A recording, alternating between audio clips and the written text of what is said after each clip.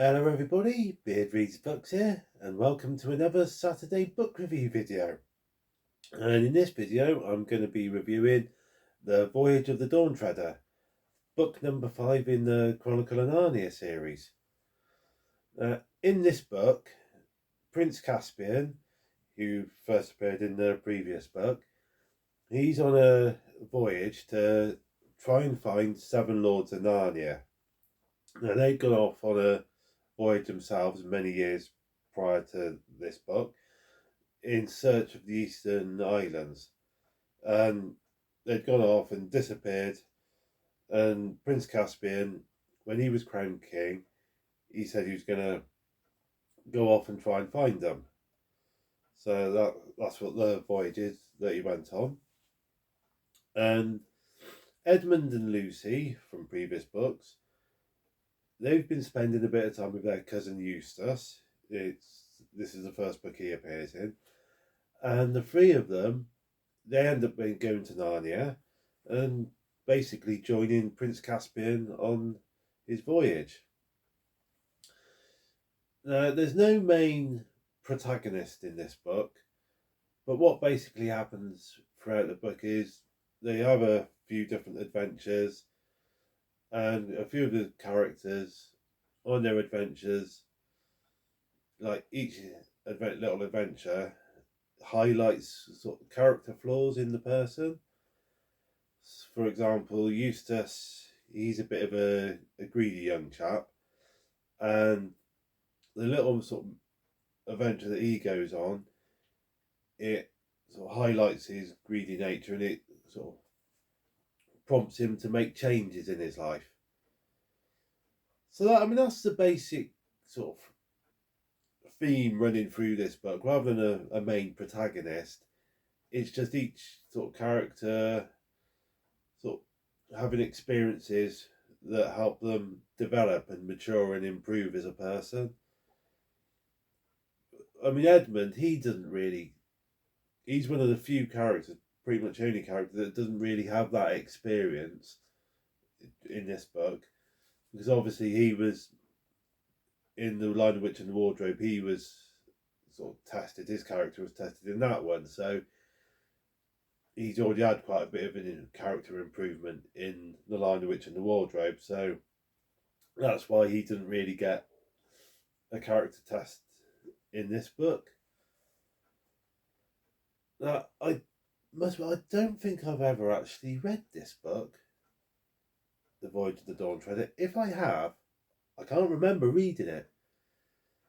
So, reading it this week, I was coming into it pretty fresh, and my views on it is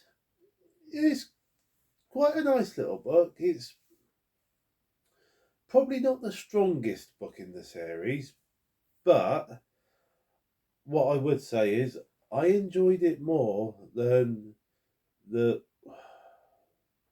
Which one was The Horse and His Boy? Bear with me, guys. Hang on. Right, sorry about that. I should have had these down earlier. There you go, number 3. Horse and His Boy. So far I'd say that's probably the weakest one, The Horse and His Boy in the series. So Voyage of the Dawn Treader, it was better than The Horse and His Boy, but not quite as good as some of the other ones. So, for example, The Magician's Nephew and The Lion, the Witch and the Wardrobe, they're much better than Voyage of the Dawn Treader. But, I mean, I kind of enjoyed it. I did kind of enjoy it. Yeah. I would say it's worth a read. So I did kind of enjoy sort of seeing each little sort of mini sub story where each character sort of gets a bit of a character test. So it's worth a read. Now, I know a few years ago they did a film version of it. I think it was back in 2010 a film came out. So I'm not sure if this is the kind of book that converts well into film. So it would be interesting to see what the film's like. Yeah. I mean, it was interesting enough little book. The ending was a bit anticlimactic, I thought. It had a very...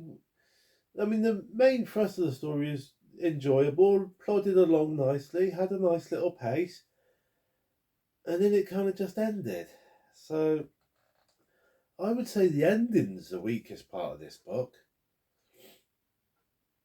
And at the end of the book, a bit of a spoiler. So if you haven't read the book and you don't want any spoilers, sort of stop watching now. But at the end of this book, Aslan tells Edmund and Lucy that they're never going to come back to Narnia again. And I found that a little bit sad in a way, to think that they wouldn't be going back to Narnia. Yeah, I felt sorry for them. And I must admit, the fact that I felt sorry for them shows that they're quite well written characters, you know, because I've got a bit of investment in them. You know, I wouldn't say a strong emotional investment in them, but the fact that I felt sorry for them, sort of, would it be, I don't know, would I sound daft in saying I sort of developed a bit of an attachment to the characters? Yeah, so I suppose that's not daft to say that, is it? Yeah, I did feel sorry for them not being able to go back to Narnia at the end of this book. Yeah, I'd definitely say this is an interesting. It's a good enough little book to read, so I wouldn't write it off completely. Yeah. Anyway, guys, that's my little review of the Voyage of the Dawn Treader. Short, sweet, and simple. Hope you've enjoyed. If you've read it, drop me a comment. Let me know what you thought of it. And if you've seen the film, let me know what you thought of the film. The one that came out in 2010. 'Cause I'm going to watch the film at some point. I just want to see what it's like, how it compares to the book. So if you've watched the film, yeah, I'd be interested to know what you thought of it. Anyway, guys, on that happy note, I'm going to bring this video to an end. Thank you for watching. Look forward to seeing you in next Saturday's book review video. And in the meantime, take care and happy reading.